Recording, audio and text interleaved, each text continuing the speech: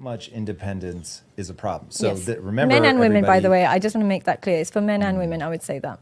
this started with what should guys avoid if they want to avoid being cheated on? Yeah. And the answer is somebody who's too independent. Yeah.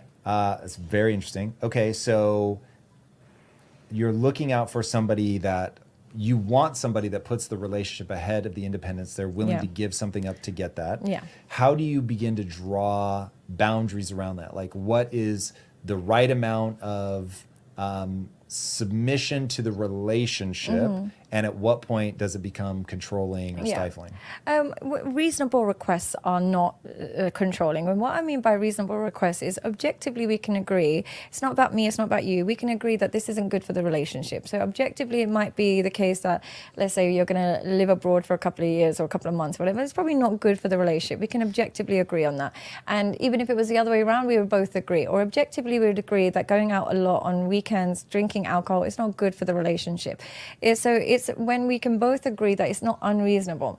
The way to handle boundaries as a man is you don't sit there and beg her to listen to you, and you don't sit there and be like, if you can't do this, you see her own choices and you decide if it is an appropriate selection for you to be with this woman. You don't force her to change. You allow her to live how she wants to live, and then you let her know what you prefer. And give her time, but if she decides this is not how she wants to live, instead of being like, well, we got to do this, you got to listen to me, I'm the man, I'm this, you just say, okay, fair enough, I totally want you to live the life you want, but it's not compatible with the values and boundaries I have. Instead, what they do is they stay there, get really controlling, really aggressive, and be like, you need to listen to me, you need to. But in that moment, she learns you don't have a willingness to walk away. She learns it, and that is something you never want to teach, man or woman. You don't want to teach anybody that you have no willingness to walk away. Instead, what you want to teach them is the relationship means something to you. You want to protect this relationship through boundaries, and you want them to meet you in the middle with that. If they do that, fantastic. If they choose not to, the goal is not to be with you. The goal is to have a good relationship. If you don't want this, we're not going to have a good relationship, so no worries. I wish you the best. The toxicity comes from the inability to walk away. That's one of those that it's so simple, but it really is true. As you were talking, I was like, is there really anything other than leaning away from somebody when they do a behavior that you don't like, leaning in when they do a behavior that you do, and having a willingness to walk away? That's sort of the game. That's the only thing. And it works men and women. It works for men and women. Like, you can sit there and beg your husband to come home on time. You can do all of these things. But the only thing that works is your willingness to walk away. Now, you might say, no, I walked away and they still didn't change. Then that person doesn't want you enough. That's a signal. Instead of begging that person to want you, accept their choices. If they don't want you enough and you still want to be with them, then let them live the life they want. But if you walked away and they didn't change, they don't want the relationship enough.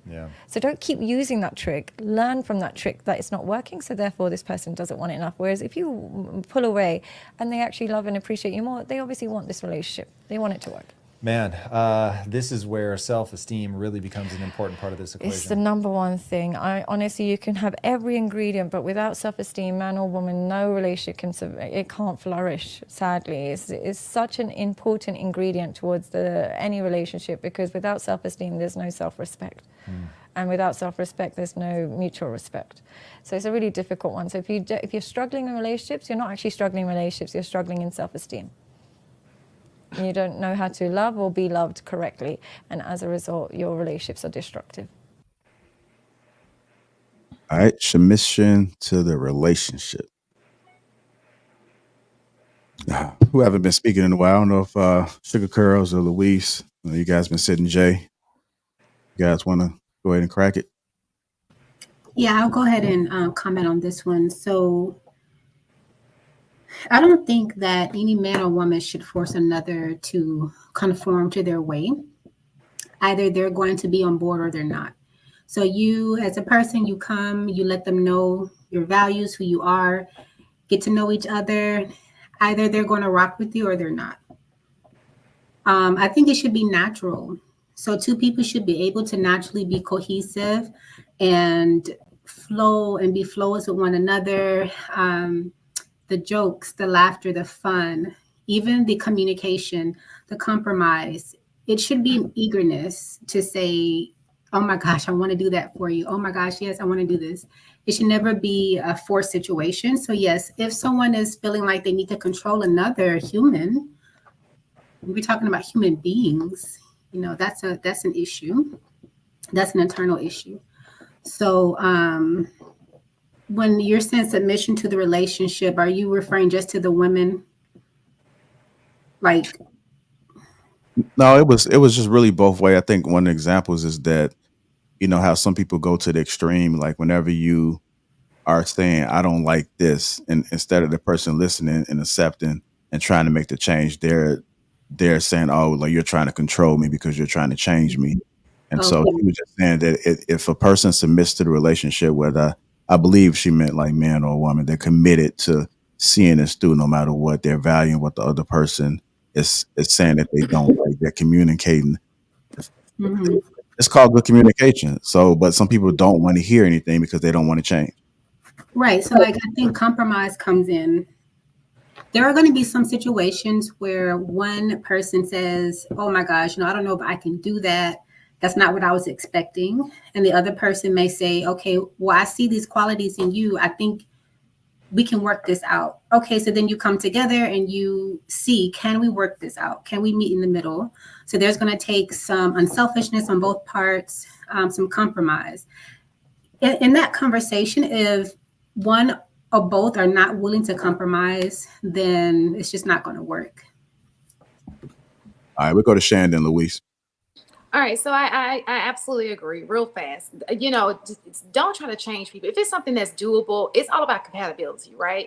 And if it's something small, you can change about, and the person is willing to do that, great. But if you're trying to change a whole person's personality, their character, it is only so long. They'll probably do it for a little bit, but trust me, when they get comfortable, it'll go right back to who they were before. So you just got to make sure you're choosing people who are kind of already on the same path as you, kind of think like you, have the same values as you, and are willing to change just in case they need a little tweaking, a little tweak, are willing to tweak things around for you. When we start trying to change people, like, oh, I want you to be like this, I want you to be like that, you don't want that person. That's not who you want.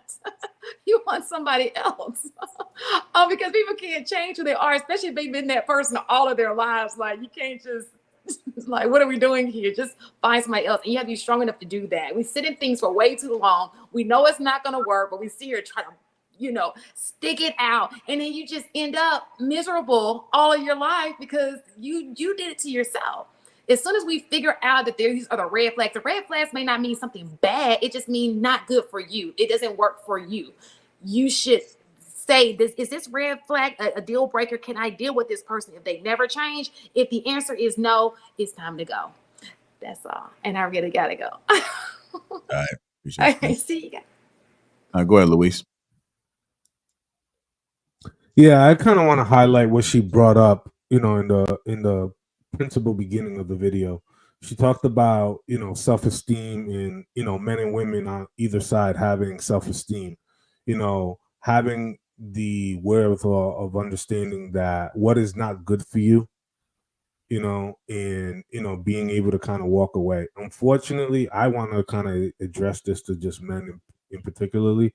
I wish a lot of dudes had more of an abundance mindset. If you're having a conversation with a woman and you're telling her that your non-negotiables is X, Y, and Z, or you don't like these things because they are going to compromise the relationship or put the relationship in sort of turmoils, right?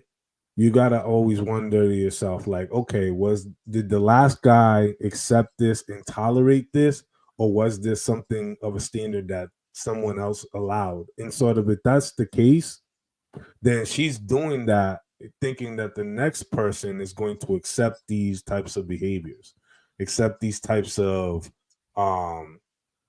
flaws, because of the simple fact that if it was okay for the previous person, you expect that person might be expecting that this new person is going to, accept that. And then that's when a boundary is drawn, and then people start to say, or that particular partner starts to say, well, you're trying to be controlling, well, you're trying to, be tell me what to do. But in reality is that you've dated a series of people, or in this case, a series of men who have allowed this type of behavior, and not one of them had the backbone to check you on it, or had the backbone to be like, yo, I'm not accepting this. Like, this is an issue, or this is the problem. They just were trying to, like, I don't want to rock the boat. I just want to, let things be, even keel, right? And then that's when things really go awry, because nobody's really drawing any strong boundaries on their relationship. And so that, to kind of answer a bit of the title of what JR had put up, if those can't happen, then you're not going to get submission. You're not going to get this sort of reciprocal, natural essence from that partner, right? Because there are certain behaviors that are compromising the relationship for that to happen. Are you?